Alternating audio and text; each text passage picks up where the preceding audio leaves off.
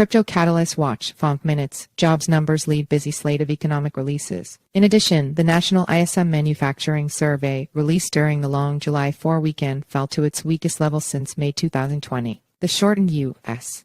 holiday week means a somewhat compressed schedule of economic data that could affect the inflation and interest rate outlook, and thus the prospects for Bitcoin, BTC, and other cryptocurrencies. FOMC Minutes, coming on Wednesday at 2 p.m.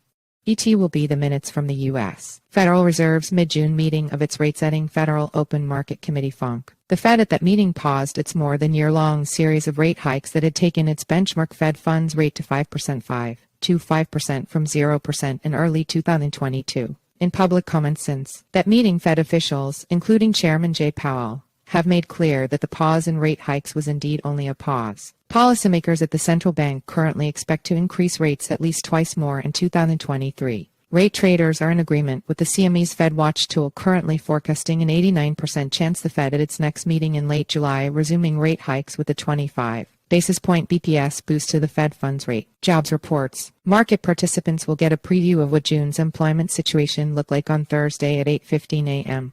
ET from the ADP employment report. Forecasts are for a sizable slowdown in private sector hiring to 160,000 jobs in June from 278,000 in May. Coming just a few minutes later on Thursday will be the government's initial jobless claims figure. While this gauge has crept higher in recent months, it continues to remain below levels that would be associated with overall job losses in the economy. Economists are forecasting Thursday's report to show initial jobless claims at 245,000 versus 239,000 previously. 90 minutes later on Thursday is the Job Openings and Labor Turnover Survey JOLTS, a previously not widely followed report that's taken on larger importance lately as market participants attempted to leave no stone uncovered in search of signals on the employment outlook. This number has edged lower over the past year, signaling the most modest of softening in the labor market. Forecasters are expecting Thursday's print to show JOLT at 9.9 million, down from 10.1 million previously. This week's main event comes Friday morning at 8:30 MET with the U.S. non-farm payrolls report for June.